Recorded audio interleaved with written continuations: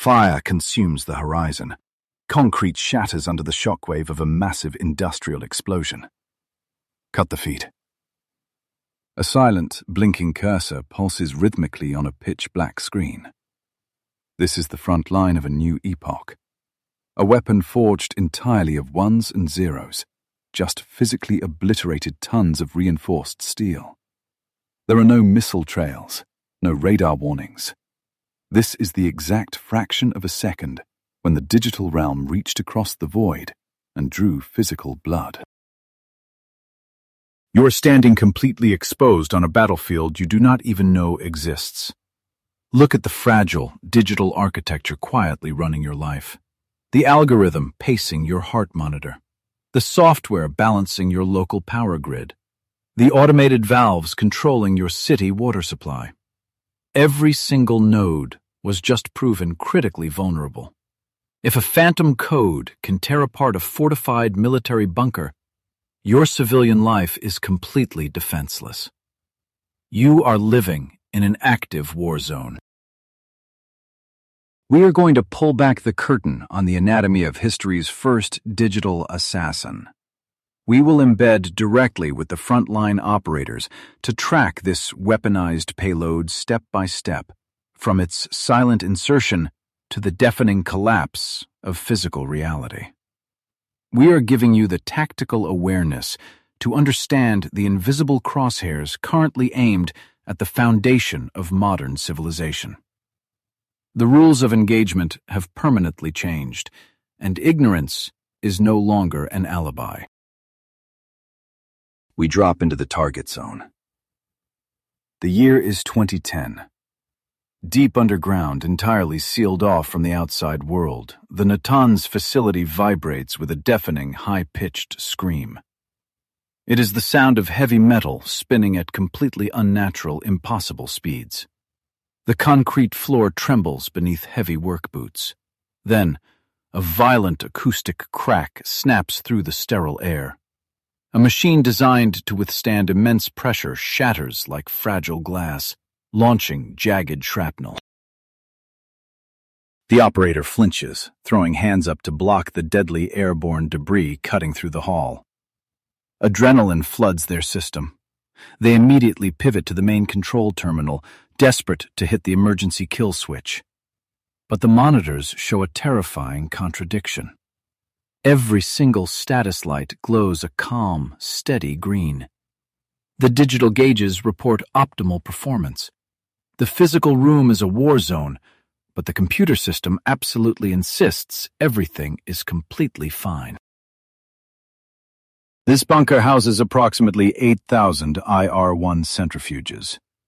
They are massive, highly calibrated cylinders standing in endless, sterile rows. Inside these metal towers, highly toxic uranium gas is being violently separated to extract the lethal isotopes necessary for nuclear fuel. It is an incredibly delicate ballet of physics and engineering, entirely dependent on absolute precision. Any disruption in this subterranean factory risks an immediate and catastrophic atmospheric release.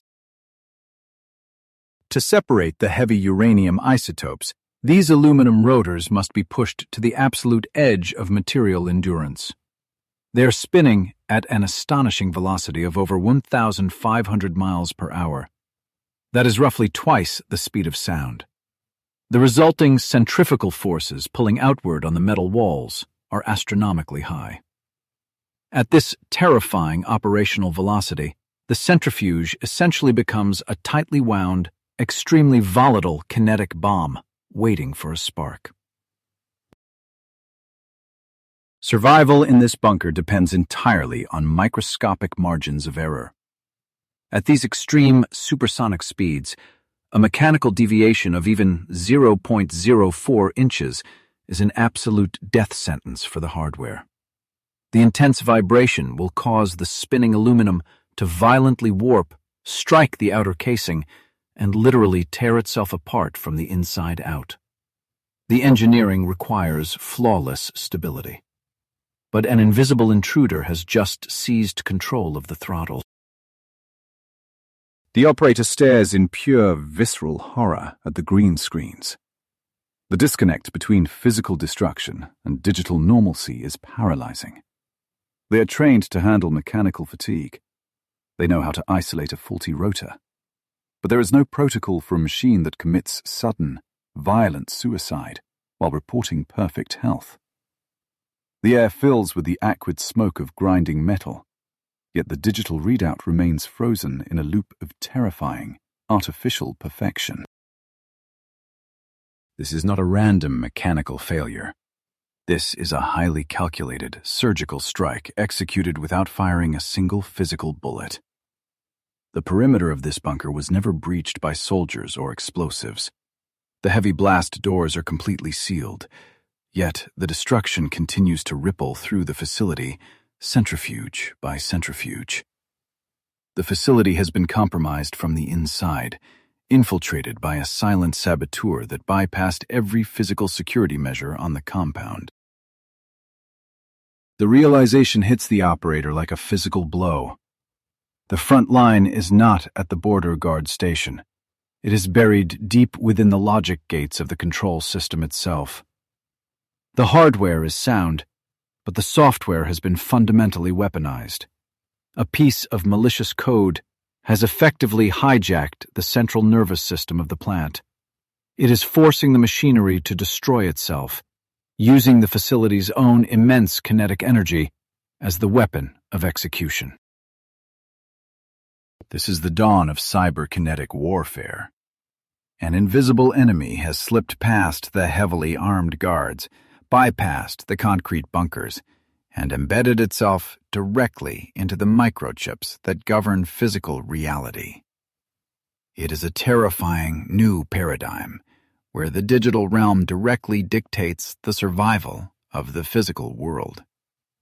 The operator is completely blind, trapped underground, with highly volatile machinery, fighting a phantom that controls the very instruments meant to keep them safe. The true horror is not just the shattered metal or the escaping uranium gas. It is the absolute destruction of trust. When the code that runs your reality is compromised, your own command center becomes an active trap. The monitors lie, the sensors deceive, the safety valves are locked shut. The phantom saboteur has successfully weaponized the illusion of control. The critical question remains: how do you possibly fight an enemy that makes your own senses lie to you? The smoke clears over the shattered aluminum of the centrifuge. The operator is deafened by the alarm, staring at the debris of a mechanical suicide. But the real terror is not the physical destruction itself. It is the impossible logistics of the strike. How does a digital weapon penetrate a fortified, subterranean bunker completely sealed off from the outside world? To the cybersecurity analyst reviewing the incident report, this is a locked-room murder mystery on an industrial scale. The facility is buried deep underground, ringed by anti-aircraft batteries and elite guards. But physical barricades mean nothing in a cyber-kinetic war. The front line simply shifted from the concrete perimeter to a much softer, more vulnerable target. Natanz operated under a strict security protocol known as an airgap. The entire internal network was physically severed from the global internet. There were no Ethernet cables connecting these centrifuges to the outside world, no Wi-Fi signals bouncing off the bunker walls. In the intelligence community, an airgap is considered the ultimate impenetrable fortress of data security. You cannot hack a system that is not plugged into the network. That was the foundational doctrine of global cybersecurity. The analyst stares at the breached architecture, watching that doctrine crumble into dust. The impenetrable fortress was taken without a single shot fired. The attackers bypassed the air gap not by breaking the code, but by exploiting the human element. The breach did not start with a sophisticated network intrusion. It started in a dusty, sun-baked parking lot just outside the heavily guarded perimeter. The attackers understood a fundamental flaw in the airgap defense. The system might be isolated, but the people maintaining it still have to go home at night. Humans are the bridge across the digital moat. The intelligence operation targeted the supply chain. The attackers infected the personal laptops of 5 outside contractors. These were engineers who had legitimate, physical access to the isolated systems inside Natanz. The payload was quietly loaded onto routine diagnostic equipment, transforming oblivious technicians into unwitting digital mules for a weapon of mass destruction. We track the vector as a simple USB flash drive is carried through the security checkpoints. The guards check ID badges. They scan for explosives. They sweep for chemical agents. But they completely ignore the small piece of plastic sitting in the contractor's pocket. They are looking for bombs, entirely unaware that the most destructive weapon on Earth is currently slipping right past them. The contractor enters the cleanroom. The air is filtered. The hum of the servers is steady. They plug the flash drive into a clean terminal to run a routine diagnostic check. The trap is sprung. A digital shockwave silently pulses through the isolated network. The air gap is officially breached. The ultimate fortress has fallen to a piece of plastic that costs less than $10. The analyst dissecting this breach is not just looking at a simple virus. The forensic footprint reveals a terrifying arsenal of digital artillery. This malware utilized 4 zero-day exploits. A zero-day is a vulnerability in software that is entirely unknown to the manufacturer. There is no patch, no defense, and absolutely no warning. It is a completely unblockable strike. Deploying a single zero-day exploit is the hallmark of a highly sophisticated, state-sponsored attack. This virus dropped 4 of them simultaneously into the Windows operating system. It is the digital equivalent of dropping 4 specialized bunker-buster munitions on a single target. The payload alone was worth millions of dollars on the cyber black market at the time of the strike. The sheer financial and intellectual capital required to hoard 4 zero-days and burn them on a single mission is staggering. The analyst realizes this is not the work of a rogue hacker group. This is the heavy artillery of a superpower, meticulously engineered to shatter physical steel. The code executes flawlessly, tearing through the internal network like a wildfire through dry timber. Once the drive is plugged in, the virus aggressively replicates, jumping from terminal to terminal. It maps the internal topography of the bunker, spreading through the supposedly secure, programmable logic controllers. It is a highly contagious digital pathogen, but it exhibits strange behavior. It is inside the system, it has total control, yet it does not immediately destroy everything it touches. The tension in the Cyber Command Center spikes. The weapon has successfully infiltrated the most secure facility on the planet. It holds the power to cripple the entire grid, but instead, it waits. The code is actively scanning its environment, methodically sorting through the hardware. The virus is not just a bomb. It is an intelligent, hunting predator, looking for a very specific digital fingerprint. It is searching for a fingerprint, yes, but the blast radius of this search is terrifying. From that single infected USB drive inside the bunker, the pathogen breaks out. We are in a cluttered forensics lab, the air thick with stale coffee and raw adrenaline. The analyst stares at a global map lighting up with infection vectors. The virus is jumping from laptop to server, crossing oceans in milliseconds. But here is the chilling anomaly. It is everywhere, yet the world is not burning. Why? The lab screens glow with the sheer scale of the digital fallout. The telemetry is undeniable. The malware rapidly infected over 100,000 computers globally. It is sitting on banking servers in London, traffic grids in New York, and civilian laptops in Tokyo. You are looking at a pandemic-level breach. By all established rules of digital warfare, global infrastructure should be collapsing right now. But the weapon remains entirely dormant on almost all of them. It is a loaded gun pressed against the head of modern civilization, but the trigger remains unpulled.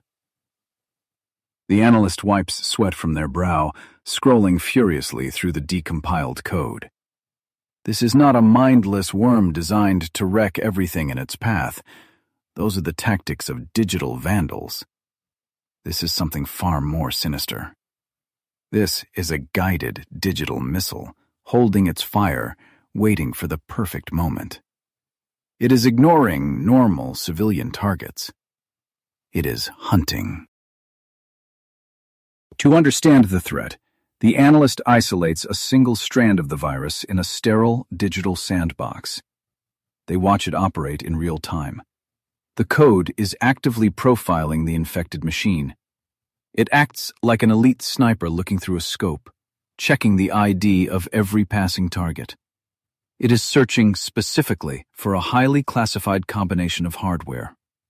It wants Siemens S7315 and S7417 programmable logic controllers. These Siemens controllers are the central nervous system of heavy industry. They are the silent industrial computers that tell a factory assembly line to move, a chemical plant to mix, or a nuclear centrifuge to spin. The analyst watches the telemetry flood the massive screen in the lab. The virus interrogates the host system. Are you running a power plant? No. Move on. Are you managing a water treatment facility? No. Keep looking. The discipline of this code is terrifying. We are on the front line of a shadow war, and the enemy is demonstrating impossible restraint. If the exact industrial software and hardware configuration was not found, the virus simply terminated itself. It packed up its digital sniper rifle and vanished, leaving the civilian host entirely unharmed. It is a ghost. It slips into your system, confirms you are not the target, and erases its own footprints. This level of surgical precision defies everything the cybersecurity analyst has ever seen. Biological viruses mutate and destroy indiscriminately. Standard computer malware steals credit cards or locks hard drives for ransom. But this is an assassination protocol. The sheer elegance of its restraint proves its origin. Only a Tier 1 nation-state would spend millions developing a weapon, only to program it to stand down 99% of the time. The air in the forensics lab is suffocating. The glowing monitors cast long shadows across the room. The analyst leans closer to the screen, tracing the execution path of the dormant payload. Every line of code is a physical threat, a booby trap waiting for the right footstep. The scale of the hunt is dizzying. Over 100,000 infected machines serving as unwitting carriers. They are all just stepping stones, mules carrying the weapon to its true destination. What happens when the weapon finally finds those specific Siemens controllers? The code dictates a terrifying sequence. It does not just look for the hardware, it checks the exact configuration of the industrial network. It counts the number of connected motors. It measures the frequency of the power supply. The sniper's checking the wind speed, the humidity, and the target's breathing pattern. It is waiting for the perfect alignment of physical reality. We are losing the signal in the sheer complexity of this architecture. This is not just a hack. It is a physical siege orchestrated from the digital ether. The analyst highlights a block of code, realizing the horrifying truth. The weapon knows exactly what the Natanz bunker looks like from the inside. It has a blueprint etched into its memory. It is wandering the dark corridors of the global internet, holding up a photograph of its victim, asking every server if it has seen this face. And then, a ping. A connection node lights up red on the main screen. The analyst freezes. Out of the hundreds of thousands of infected civilians, one machine returns the correct handshake. The virus has found a closed network. It has found the Siemens S7315 controllers. It has found the precise array of high-frequency drives. The crosshairs lock onto the target. The ghost in the machine finally readies its weapon. The hunt is over. The silence in the lab is deafening. The analyst watches the telemetry shift from dormant to active. The safety is off. The payload is unencrypted. This is the frontline reality of modern combat. The moment the code verifies its coordinates inside the Iranian nuclear facility, it stops being a scout and becomes a saboteur. It wedges itself deep into the industrial control software, bypassing every known alarm system. The infiltration is absolute. We are standing at ground zero of a digital detonation. The malware is now sitting between the operators at Natanz and their volatile, spinning centrifuges. It has the keys to the physical kingdom, but a brute force destruction would trigger immediate sirens.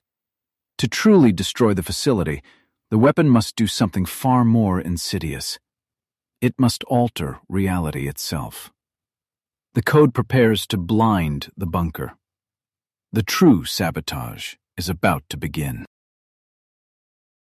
The weapon is inside. It found the targeted Siemens controllers. Now, what does the assassin actually do? The infiltration is absolute, but the kinetic strike is not immediate. The code drops into the system architecture like a ghost behind enemy lines. It wedges itself directly between the control software and the physical valves of the uranium centrifuges. We are at the absolute front line of the strike zone, watching the digital ambush unfold. The malware establishes a silent beachhead. It completely severs the direct connection between the operator monitors and the massive spinning rotors below. The plant engineers are entirely unaware of the breach. They look at their glowing screens, believing they are in absolute command. They are not. The virus has intercepted the real-time telemetry. It stands at the digital checkpoint, holding the critical communication lines hostage. You are witnessing the birth of a terrifying digital hallucination. The virus did not just initiate a brute force destruction command. That would trigger immediate alarms and automatic shutdown protocols. To achieve maximum physical devastation, the weapon must play a deep psychological game. It must wrap a catastrophic physical attack in a blanket of total deception. The true horror of this code is its ability to lie with flawless precision. Before it breaks a single piece of hardware, the payload initiates a chilling reconnaissance phase.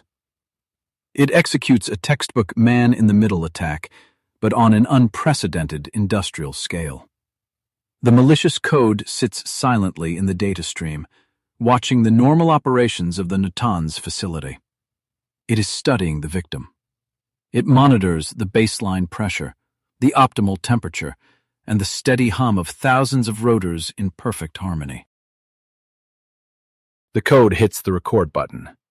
For exactly 21 seconds, it captures a perfect snapshot of a healthy, functioning nuclear enrichment plant. It memorizes the exact sequence of data packets flowing from the centrifuges directly to the control room. 21 seconds of absolute normalcy. 21 seconds of green lights and perfectly stable metrics. This short block of captured data is the most lethal weapon in the entire arsenal. The trap violently snaps shut. The malware deploys its recorded 21-second loop, feeding it directly back to the plant operators. The telemetry loop plays on a continuous, seamless repeat. To the engineers sitting at the control desks, the facility is running flawlessly. The pressure is optimal. The speeds are nominal. But this is a ghost signal. The operators are completely blinded to the terrifying reality unfolding beneath their feet. You are looking at a hostage situation where the hostages do not even know they are captured. The screens project peace, while the code initiates war. The malware has established total operational control over the facility. It locks the safety valves. It heavily disables the emergency override protocols. The operators are staring at a digital mirage, lulled into a false sense of security by a perfectly constructed 21-second lie. Now, the actual physical execution begins. While playing the fake data to the blinded bunker, the malware sends its real, lethal commands down to the factory floor. It targets the frequency converters driving the massive aluminum rotors. These machines are designed to spin at a highly specific, delicate equilibrium. The code aggressively hijacks this rhythm. It begins to manipulate the electrical frequencies, pushing the hardware to the brink. The sabotage is sudden and violently kinetic. The malware commands the rotor speeds to surge dramatically, pushing them to a screaming 1,410 hertz.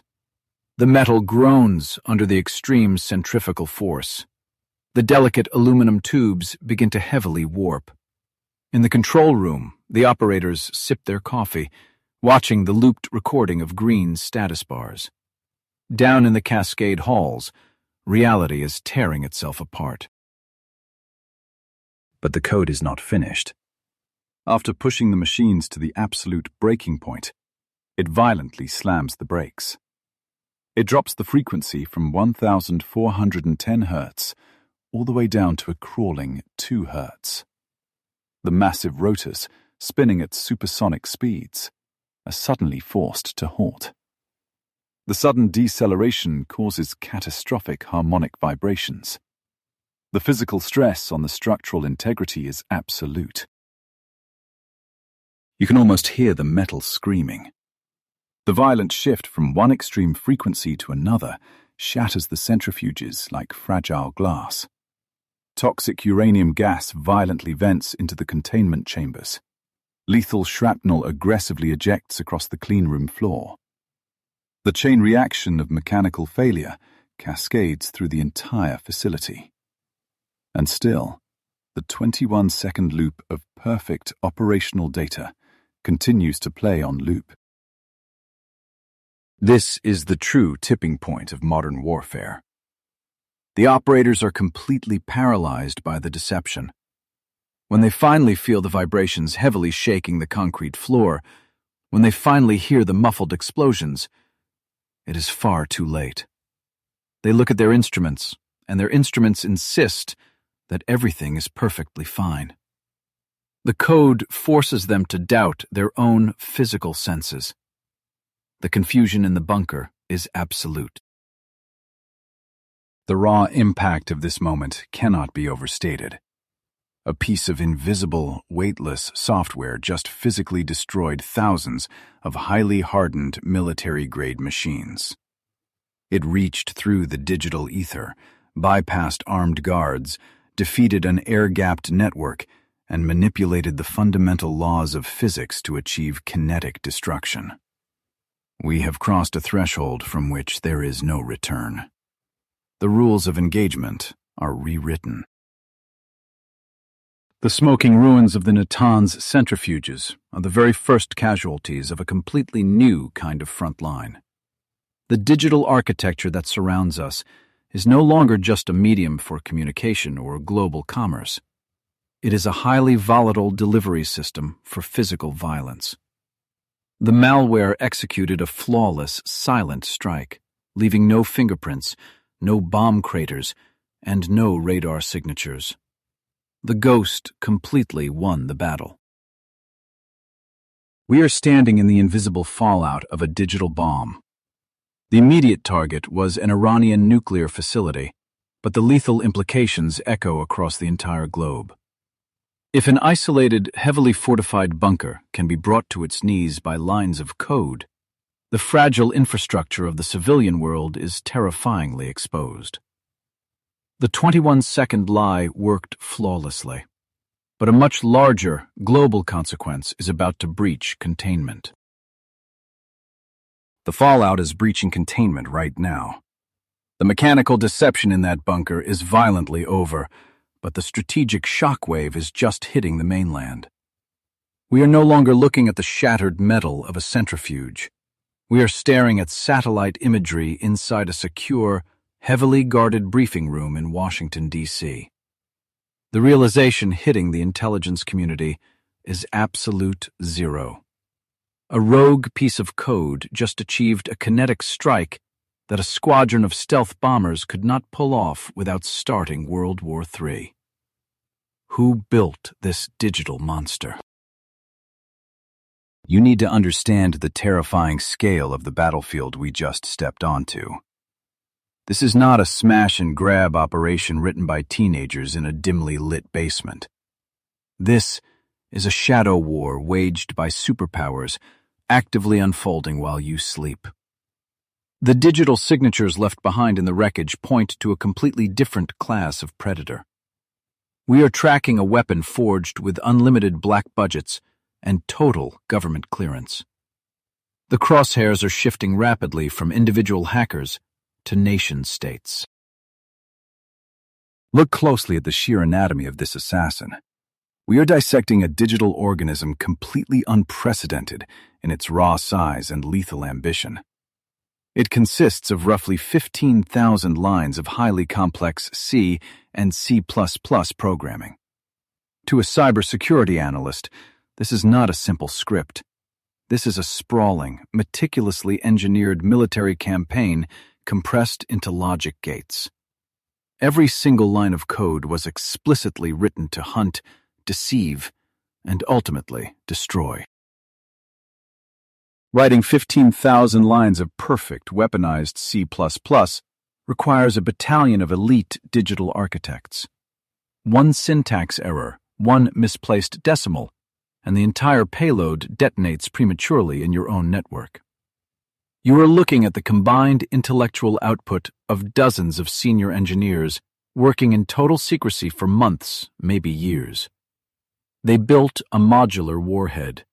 They built an autonomous drone that navigates the digital ether entirely without a pilot. The level of operational discipline is terrifying. But writing the code is only half the battle. To guarantee physical destruction at Natanz, the creators needed absolute mathematical certainty. You do not deploy a weapon of this kinetic magnitude blindly into the wild. The project required a massive, highly coordinated intelligence effort that bleeds heavily into the physical world. Covert operatives had to execute the precise acquisition of identical Siemens controllers and the exact same industrial centrifuges used by the enemy. They built a ghost facility. Somewhere on friendly soil, they constructed a perfect, fully working replica of the Natanz uranium enrichment plant. They needed to test the weapon physically before live deployment. They needed to see the metal tear apart with their own eyes. They infected their own replica, fine-tuning the destructive frequencies until the simulated casualties met their strict strategic objectives. The logistics behind this physical testing phase are absolutely staggering. The fingerprints on this shadow operation go straight to the top of the chain of command. Investigative reporting eventually stripped away the heavy classification layers. The operation was codenamed Olympic Games. This was a highly classified, multi-generational initiative. It was initiated under the Bush administration as a desperate, silent alternative to kinetic airstrikes, and then accelerated significantly by President Obama. The Oval Office was directly commanding a cyber-kinetic offensive. We are watching the executive branch wield code instead of cruise missiles. The stakes could not possibly be higher. If you drop a bomb on a sovereign nation, You declare open, irreversible war. Missiles trigger radar. Radar triggers anti-aircraft fire, and sudden escalation burns the entire region to the ground. But the Olympic Games protocol offered a terrifyingly silent alternative. It offered the ability to violently cripple an enemy's nuclear ambitions without a single boot on the ground or a single pilot in the sky. This is the exact moment human history violently pivots. We successfully weaponized mathematics to bend steel and shatter concrete from thousands of miles away. The digital domain is now a theater of war, and the implications for our fragile infrastructure are absolute. If this scale of invisible warfare blows your mind as much as it does mine, hit the like button. To ensure you do not miss the solution to this global threat, subscribe to the channel. Do you think we ever stood a chance of keeping this secret? Let me know in the comments below. Back in the secure Washington briefing room, the atmosphere is heavy with a highly toxic mix of triumph and dread. The satellite imagery confirms the smoking craters inside the Natanz facility. The 15,000 lines of C++ did their job flawlessly. The replica centrifuges predicted the exact mechanical failure on the real targets. The Shadow War secured a massive tactical victory. But the generals and the cyber commanders staring at those screens know a dark, unavoidable truth about digital weapons. When you fire a kinetic missile, it explodes.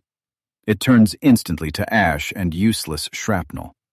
The enemy cannot gather the pieces, glue them back together, and fire the exact same weapon back at your capital city. But software is fundamentally different. Software is practically immortal.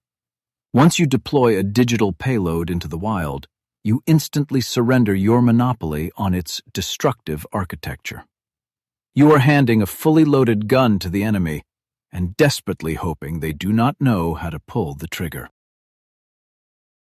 The architects of Olympic Games tried desperately to keep the monster on a tight, heavily encrypted leash. They programmed it to hunt specifically for the Natanz hardware and quietly terminate itself if it landed anywhere else. But a weapon of this unprecedented complexity, carrying 4 incredibly rare zero-day exploits, cannot be entirely contained forever. It is too aggressive. It is too perfectly engineered. The digital ether is chaotic, and human error is the ultimate unpredictable variable in any active combat scenario. We are witnessing the ultimate double-edged sword of cyber warfare in real time. The immediate threat of a nuclear-armed adversary was successfully delayed by an estimated 2 years. The tactical objective was violently and silently achieved. But in the very process of winning the battle, the intelligence community inadvertently turned the key on a much larger, completely uncontrollable global conflict. The silent front line just expanded aggressively from a single underground bunker to the entire interconnected planet. The clock in the Washington briefing room is still aggressively ticking. The entire operation was supposed to remain a ghost story, a whispered rumor circulating strictly within the intelligence community. No one was ever supposed to find the raw code. But code always wants to run. Code aggressively wants to propagate. The silent assassin is currently sitting on the flash drives of unwitting civilian contractors, actively preparing to jump the air gap in reverse. The ultimate weapon of mass destruction is about to violently break out of the quarantine zone. We have pried open Pandora's box, and there is absolutely no mechanism to force it closed. The very same code that systematically shattered the centrifuges in Iran is about to hit the completely open, totally undefended global internet. The lethal blueprint for a cyber-kinetic strike is about to fall rapidly into the hands of hostile state actors, mercenary hackers, and rogue syndicates. The Shadow War is going fully public. The massive collateral damage is going to be measured not in shattered metal, but in crippled global infrastructure. The lethal blueprint is entirely out of our hands. The intelligence community built the ultimate silent assassin, a ghost meticulously engineered to vanish after the kill. But you are about to witness the moment the ghost becomes painfully visible. How does a highly classified covert war, buried deep beneath the Iranian desert, suddenly erupt onto the public stage? The answer is human hubris. Control is always an illusion. To the cybersecurity analyst watching the server logs cascade in real time, it looks exactly like a biological breach. Red error codes flood the monitors. The digital equivalent of a level 4 biohazard alarm is screaming across the network. The weapon is violently breaking containment. This is not a drill. The front line just collapsed, and the collateral damage is spilling out into the completely undefended civilian sector. We call it the lab leak. The perfect surgical strike force made one catastrophic, fatal error, revealing itself to the entire world. In the theater of cyber warfare, operators believe they hold the leash. They believe they can dictate the exact blast radius of a digital warhead. But code is absolutely feral. Once deployed, it interacts with a chaotic, constantly shifting environment. The anomaly was violently inevitable. The architecture of the leak traces back to a critical mistake at the source. The intelligence handlers got greedy. They needed to hit the target harder, faster. They pushed an aggressive update, a new version of the payload designed to accelerate the physical destruction inside the bunker. But a single, devastating programming error was buried deep inside this new iteration. The logic gate flipped. The containment failed. That single programming error caused the malware to replicate wildly beyond the isolated Natanz network. It hijacked the contractor laptops all over again, but this time it did not stay quiet. It aggressively hunted for an exit. In June of the year 2010, the payload successfully bridged the gap. It jumped from an infected contractor device straight onto the completely open, totally unprotected global internet. The digital sniper suddenly turned into an unguided cluster munition. The code propagated globally at blinding speed. It was still programmed to only trigger the physical destruction of specific centrifuges, but its replication engine was now completely unchecked. It hit civilian infrastructure, corporate servers, and private networks across the planet. The silent operation was leaving a massive, highly visible crater. The architects in Washington watched the tracking data with absolute visceral dread. Their classified ghost was lighting up radar screens all over the world. But the flare that finally exposed the operation did not go up in Tehran or Moscow or Beijing. The tipping point arrived from completely off the grid. The anomaly hit the sensors of an entity no one in the intelligence community was even actively watching. A relatively obscure security firm named Virus Block Ada, operating out of a small office in Belarus, caught the signal. Their automated systems detected something deeply wrong. They were the absolute first to publicly identify and flag the anomalous, hyper-complex malware. To these frontline researchers, it did not look like standard criminal ransomware. It looked like an alien spacecraft had crash-landed on their servers. The analyst in Belarus opens the decompiled payload and instantly hits a massive wall of incomprehensible complexity. The architecture is dense, heavy, and aggressively encrypted. It carries a digital weight that standard civilian hackers simply cannot produce. It is a terrifying realization. The code contains an arsenal worth millions of dollars on the black market, bundled together in one incredibly lethal package. The panic inside the intelligence community reaches absolute zero. The worst-case scenario is happening live on screen. Their proprietary multi-million-dollar stealth bomber just crashed in a public square, and foreign analysts are already unscrewing the fuselage. The covert shadow war is completely over. The phase of global, unchecked proliferation has officially begun, and there is absolutely no kill switch to press. Because the weapon aggressively escaped its containment zone, independent researchers around the globe suddenly had raw access. They were actively downloading and dissecting the most sophisticated cyber weapon ever constructed by human hands. The firewall of state secrecy collapsed overnight. The top-secret payload was now an open-source puzzle, freely available to anyone with an internet connection and a basic compiler. Every major cybersecurity lab on the planet pivots instantly to tear the code apart. It is a brutal, crowdsourced autopsy of a military secret. They trace the digital pathways, reverse engineering the massive command and control structures. They map exactly how the logic gates manipulate physical machinery. They are actively learning how to kill a power grid by studying the anatomy of the assassin we accidentally released.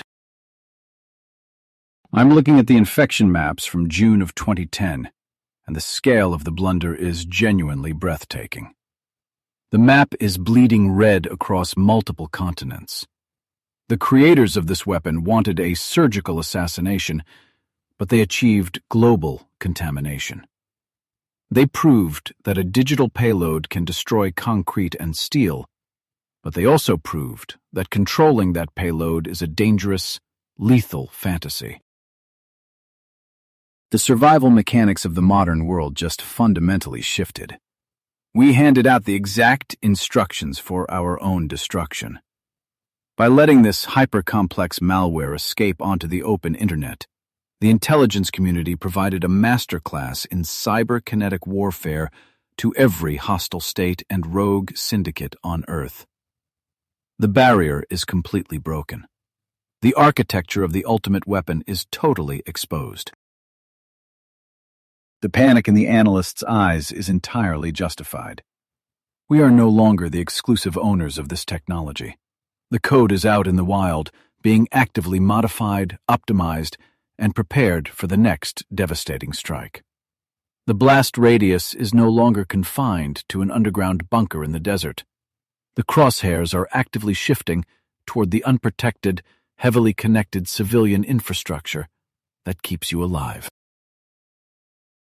I am watching the global threat map light up with red connection nodes, and it looks like a digital wildfire. This is the dark, unintended legacy of a top-secret military operation that went terribly wrong. The original, highly classified weapon is now entirely in the public domain.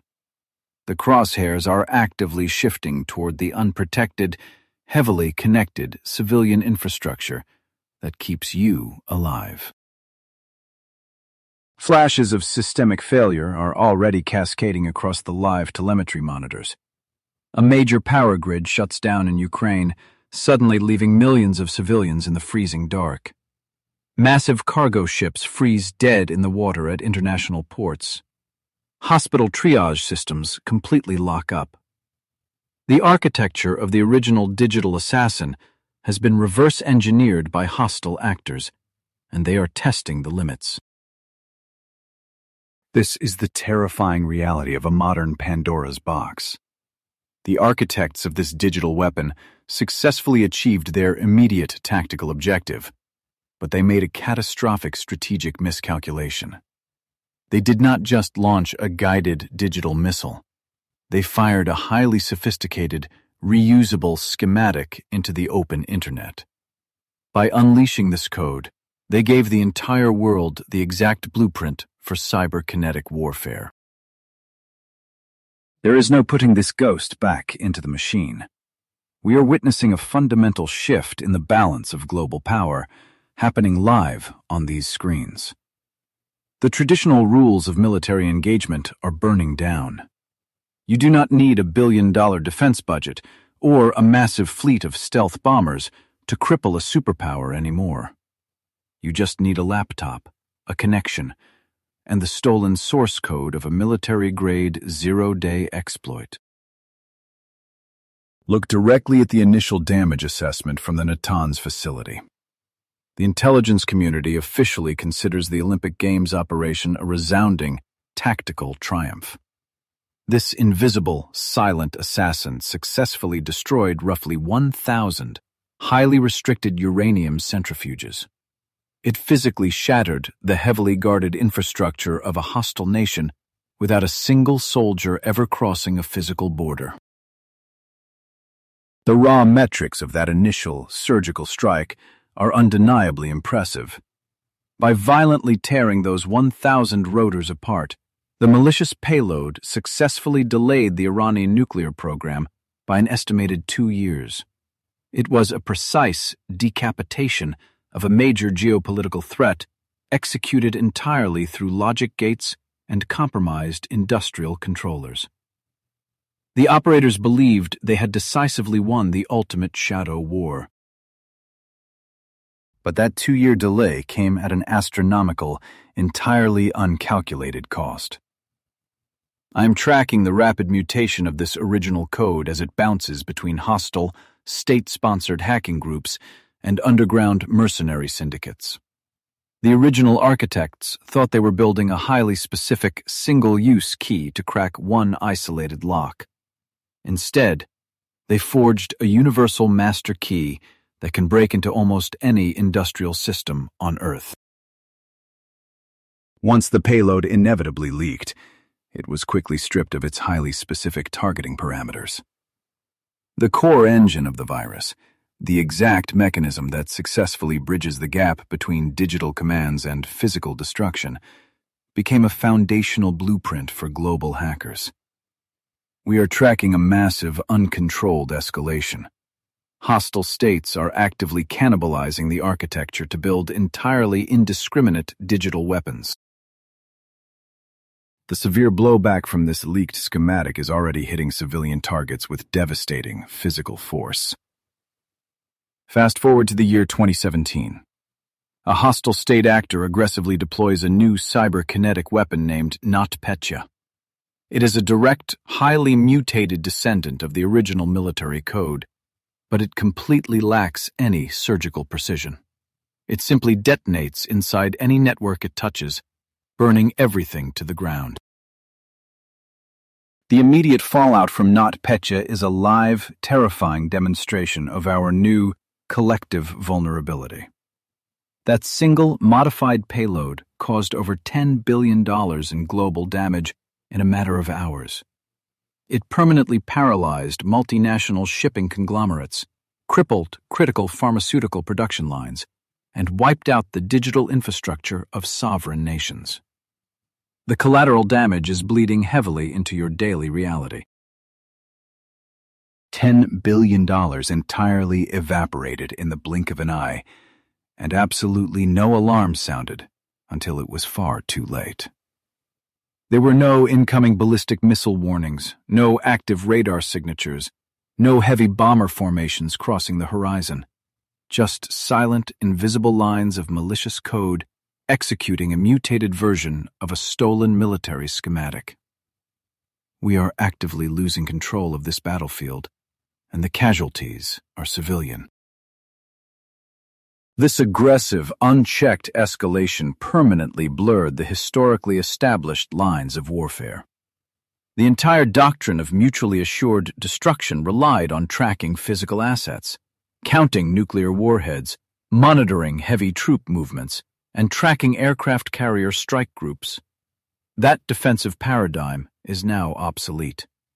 The concept of a secure physical border simply does not exist when the enemy can infiltrate your local water supply. The tactical reality on the ground has entirely inverted.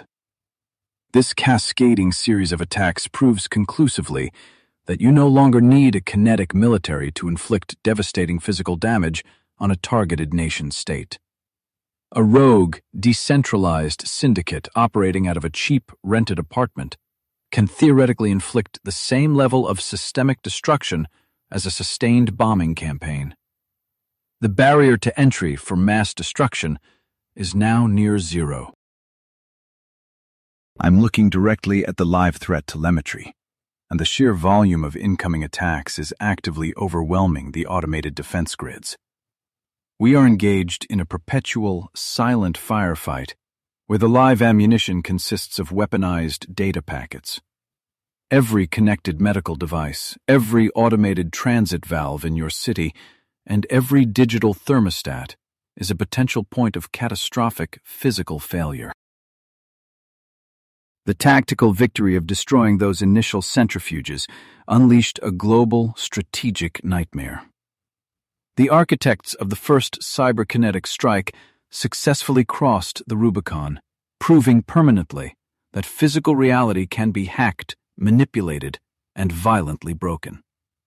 But the weapon they built is out in the wild, constantly evolving, and actively hunting for new vulnerabilities. The blueprint is public, and the countdown is running. $10 billion was just the collateral damage of a preliminary skirmish.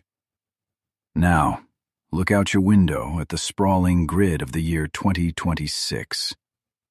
The first second after 0 hour does not arrive with the blinding flash of a thermal detonation. It arrives with total, suffocating silence. The traffic lights at the intersection go permanently dark. The ambient hum of the city stops, and the glowing screen in your hand loses its signal. We are officially standing in the dark. From the vantage point of a low-orbit satellite, the eastern seaboard of the United States no longer looks like a triumph of human engineering. It looks exactly like a vulnerable, highly exposed circuit board. The cybersecurity analysts who dissected the initial threat have logged off. Their battlefield is now your living room. The localized infection we witnessed inside a sealed nuclear facility has metastasized into the very architecture that keeps you breathing. The front line is everywhere. We have established a new axiom of modern combat. Any major kinetic conflict will inevitably be preceded by a devastating cyber-kinetic strike. Before a single troop transport leaves the tarmac, the invisible artillery is already firing. The electrical grid of a major American city, a web of fragile substations and automated relays, can technically be crippled in mere milliseconds. You will not hear the sirens sound, because the warning systems are built on the same compromised logic gates. We started this investigation looking at spinning metal rotors in a distant desert. We assumed that digital code was abstract, confined safely behind heavy glass screens and complex passwords. But we tracked the payload. We watched an ordinary flash drive bypass heavily armed guards. We saw a microscopic string of commands hijack industrial machinery and physically tear concrete apart. The illusion of safety has been systematically dismantled. We now understand that software forces steel to break. We now live in a hyper-connected reality where the most destructive weapons on Earth are entirely weightless and completely silent. The doctrine of mutual assured destruction once required billion-dollar defense budgets and intercontinental ballistics. Today, a strategic deterrent can be deployed from a cheap laptop on the other side of the planet. A rogue state no longer needs an air force if they can quietly turn off the water filtration plants supplying 10 million innocent civilians. As a journalist covering this silent war, I have seen the early casualties.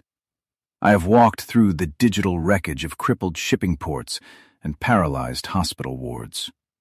When emergency rooms lock down because a ransomware variant hit the local server, the damage is not measured in deleted files. It is measured in human lives. The bleeding is real.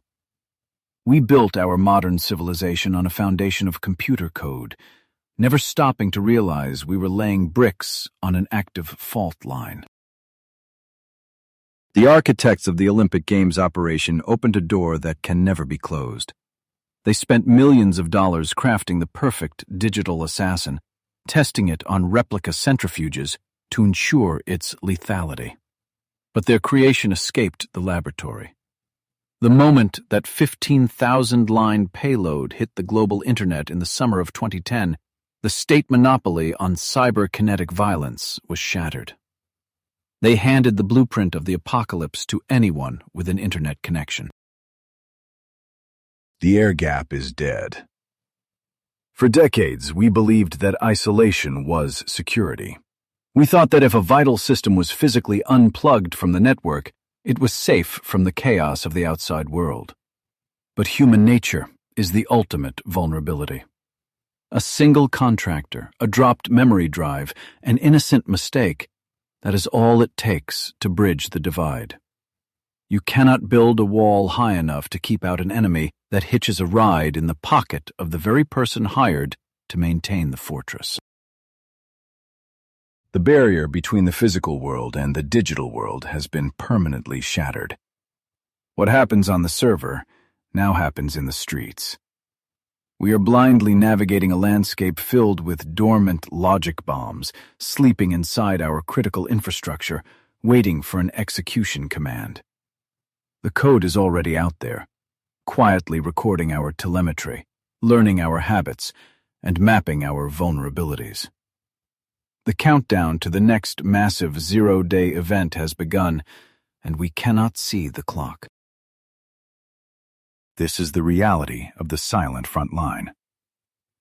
The next world war will not announce itself with a declaration delivered by diplomats, nor will it start with a mobilized tank division crossing a sovereign border.